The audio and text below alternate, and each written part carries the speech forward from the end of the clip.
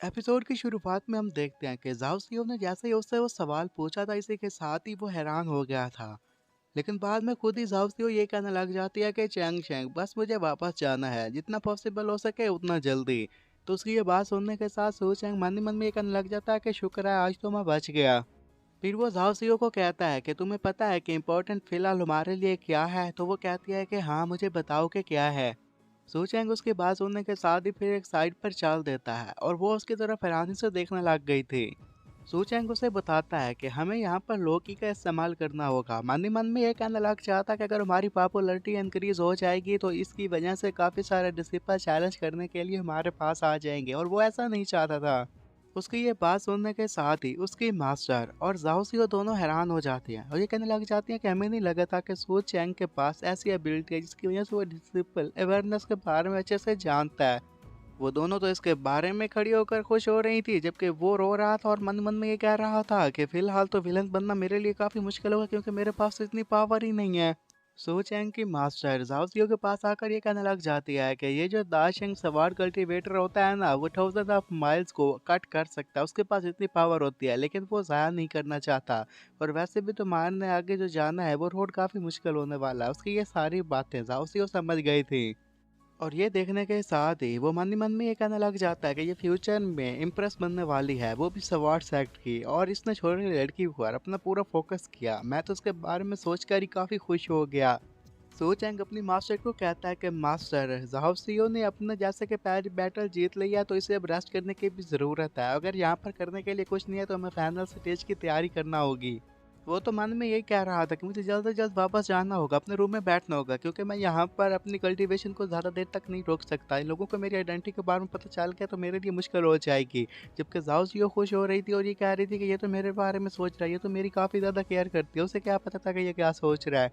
Master अपने मन ही मन में ये कहने लग जाते हैं, मुझे यकीन नहीं आ रहा कि ये खुद को यहाँ पर न्यू कमर कह रहा है। और फिर कहती है कि ठीक है तुम दोनों जाओ और रेस्ट करो, जैसे ही यहाँ पर कोई काम करने वाला लायक होगा तो मैं बंदे को भेज कर तुम दोनों को बुलवा लूंगी। सू चैंग सुनने के साथ ही कहता है कि चलो जाओ, हमें यहाँ से जाना होगा। तो वो कहती है कि ठीक है, उसके पीछे पीछे चलने लग जाती है। तभी गेट पर पहुंचते हैं कि आगे से शो वो आया खड़ा था। तो देखने के साथ ये मन मन में ये कहने लग जाता है कि आखिर ये अब यहाँ पर क्या कर रहा है। वो तो जल्द से जल्द वहां से निकलना चाहता था, क्योंकि फौज से और पंगा नहीं ले सकता था। जबकि शो हुआ अपने मन ही मन में ये कहने लग जाता है कि इसके साथ फाइट करके मुझे काफी मजा आया, और ऊपर से इसने मेरी इंसल्ट भी नहीं की और मेरी इज्जत भी बचा ली। उसे जाता हुआ देखकर पीछे बैठ जाता है और रोने लग जाता है। ये कहने लग जाता है कि सीनियर, मैं तो आपके जितना बिल्कुल भी काबिल ना बना, आप सच में महान हैं। सू चैंग रोम में पहुंच गया था, वहाँ के साथ ये कहने लग जाता है कि शुक्र है कि अब मैं यहाँ पर आराम कर सकूंगा, आज की वजह से मैं काफ़ी थक गया। फिर बाहर उसे शोर सुनाई देने लग जाता है, उसकी वजह से उसके पसीने छूट कर ये कहने लग जाता है कि बाहर बहुत ज़्यादा नाइस लगता है कि वर्चुअल बॉस अब स्टार्ट हो चुका है। फिर जाओसी उसके पास आ गए, उसकी गोदी में बैठ जाती है। तो देखकर वो शर्मा गया, तो कहता है कि जाओसी हो तुम यहाँ पर आ गई। और वो मन ही मन में ये भी कहने लग जाता है कि तुम्हें पता है कि मैं सिर्फ एक आम सा इंसान हूँ, तुम मुझे इस तरह टेस्ट करना बंद कर दो। आखिर मैं कब तक खुद को इस तरह रोक पाऊंगा, और ऊपर से तुम फ्यूचर इम्प्रेस हो तो मेरी जिंदगी अजाब बन जाएगी। जाओसियो मन में ये कहने लग जाती है कि एक इंसान उस वक्त शर्माता है जिस लड़की से वो प्यार करता है उसके वो करीब बैठी है, और ये भी बिल्कुल वैसे ही कर रहा है। मेरा फियांसे भी मुझसे काफ़ी शर्माता है, लेकिन आखिर ये कब तक शर्माता रहेगा। वो एक्टिंग करने लग जाती है और कहने लग जाती है कि मेरी तबीयत ख़राब हो रही है। वो कहता है कि क्या हुआ, तो कहने लग जाती है कि लगता है कि मुझे नींद आ रही है। सो चैंग उसे उठा लेता है, कहने लग जाता है कि अगर तुम्हें नींद आ रही है तो ठीक है, मैं तुम्हें बेड तक पहुंचा देता हूँ, तुम अच्छे से रेस्ट करना। तो वो कहती है कि ठीक है। तो ये देखने के साथ ही वो आगे से कहने लग जाते हैं कि सो चैंग तुम तो सच में काफ़ी काइंड निकले हो, तुम मुझे यहाँ पर लेकर आए, तुम्हारा बहुत बहुत शुक्रिया। तो वो भी ये कहने लग जाता है कि तुम अभी आराम करो, जैसे ज़रूरत पड़ेगी मैं तुम्हें बुला लूँगा। और वहाँ से जाते हुए वो खुद पर काफ़ी ज़्यादा गुस्सा कर रहा था। ये कहने लग जाता है कि मैं क्या कर सकता हूँ, वो मेरे सामने है लेकिन फिर भी मैं उसका फ़ायदा नहीं उठा सकता। जैसे ही वो बाहर गया था, इसी के साथ ही वो पीछे से उठ जाती है और ये कहने लग जाती है कि उसने तो सच में मेरा कोई भी फ़ायदा नहीं उठाया और उसने मेरे साथ कुछ भी नहीं किया।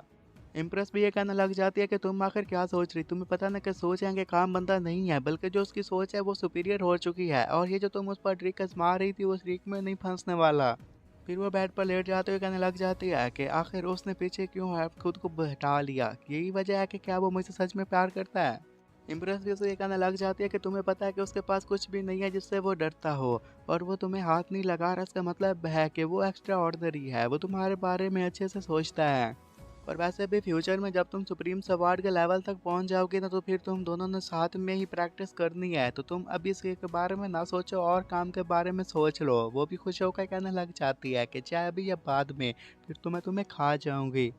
सूजंग अपने रूम में बैठकर अब ध्यान लगाना शुरू कर देता है। फिर जैसे वहाँ की जगह को देखता है तो उससे वो काफ़ी खुश हो गया था। और ये मास्टर उसके कहने लग जाते हैं कि चैंग ने लगता है कि तुम्हें सेक्स से काफ़ी प्यार है। और वहाँ पर खड़ा हुआ मास्टर भी ये कहने लग जाता है कि मैं इसकी वजह से इसकी रिस्पेक्ट करता हूँ, ये मेरा सीनियर ब्रदर भी है। और यहाँ पर इतनी देर रहने के साथ ही ये इन चीज़ों से बोर हो गया, लेकिन कभी इसने ऐसा नहीं जताया कि ये यहाँ पर बोर हो गया। और सोचेंगे अपने मन मन में ये कहने लग जाता है कि वेल, मैं तुम लोगों के बारे में ऐसा कुछ भी नहीं कह सकता कि पिछले 10 सालों के साथ मेरे साथ क्या क्या हुआ। उसकी मास्टर आते कहने लग जाती है कि चैंग, क्या तुम्हें उस हैंडीमैन डिसिपल के बारे में याद है जिसे तुमने खरीदा था? तो वो कहता है कि क्या मैंने ऐसा भी कोई काम किया था? तो उसकी मास्टर बताने लग जाती है कि जो तुमने डिसिपल को ब्रॉड किया था ना, तो उसकी जो फिजिकल ट्रेनिंग है वो नहीं हो पाई, उसने उसे अचीव नहीं किया और उसके मास्टर भी मार गए थे। और जैसा कि उसके पास मास्टर नहीं है, तो हमारे सुप्रीम सवार्ड सेक्टर में उसका प्रैक्टिस करना भी काफ़ी मुश्किल हो जाएगा। सूचैंग कहने लग जाता है कि हाँ, और कल्टीवेशन इमोटल्स के यहाँ पर जितनी भी दुनिया है ना, उसके लिए काफ़ी क्रूर बन जाएगी, तो तुम लोग उसे किसी इमोटल वर्ल्ड में भेज दो। तो इस पर वो कहती है कि ठीक है, हम भी ऐसा करने का ही सोच रहे थे। सूचैंग इसके बारे में बात कर रहा था कि तभी फिर उसे कुछ झलकियाँ आने लग जाती हैं और वो वहीं पर हक्का बक्का खड़ा हो गया था। उसे वही डिसिपल याद आने लग गई थी जब उसकी बोली लगाई जा रही थी। बोली लगाने वाला बंदा ये कह रहा था कि खैर ये तो और किसी काम नहीं आ सकती, लेकिन खूबसूरत दिखती है, इसका फिगर भी काफ़ी खूबसूरत है, तो उसकी बोली लगा दो। और वहाँ पर खड़े हो सभी लोग उसकी बोली लगाना शुरू कर देते हैं।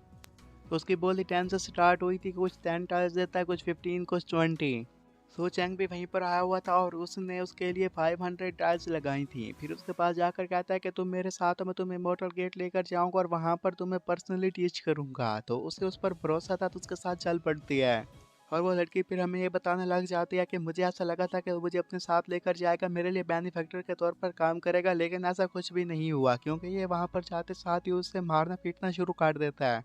और सू चैंग उससे ये कहने लग जाता है कि तुम्हें लगा था कि मैं तुम्हें अपने साथ इसलिए लेकर आऊँ कि मुझे तुम्हारी परवाह है। नहीं, ऐसा कुछ भी नहीं है, तुम मेरे डिसेबल बनने के लायक भी नहीं हो। मैं नहीं चाहता था कि तुम दूसरे लोगों के पास जाओ, क्योंकि तुम उन्हें पसंद आ गई थी और यही तो मेरा काम है।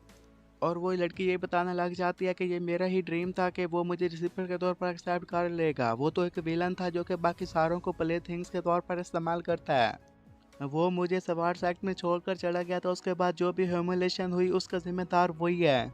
और इसी की वजह से उसकी हालत भी काफ़ी ख़राब हुआ करती थी। उसके पास भी कोई नहीं था, उसका जो मास्टर था वो भी मारा जा चुका था। और मास्टर की टॉम के पास खड़े होकर वो ये कहने लग जाती है कि मेरा नाम शैन रूयान है और मैं यहाँ पर आज से कसम खाती हूँ कि मेरा सवारी मोटरसाइकिल से कोई भी लेना देना नहीं है। और इसके साथ साथ मैं एक और भी प्रॉमिस करता हूँ, वो प्रॉमिस यही है कि वो कुत्ता अगर मुझे कहीं भी फ्यूचर में नज़र आ गया तो उसे मैं मार दूंगी। सो चैंग को अब शैन के बारे में याद आ गया था और वह कहता है कि हाँ हाँ, मुझे उसके बारे में याद आ गया, लेकिन उसी के साथ उसके पसीने भी छूटना शुरू हो गए थे। और 3 सालों के बाद ही वो इनविंसिबल डीमन लॉर्ड बन गई थी और इसी के साथ ही वो चाहती है और वहीं पर उसे मार देती है। इसी के साथ ही यहीं पर यह एपिसोड भी ख़त्म हो जाता है।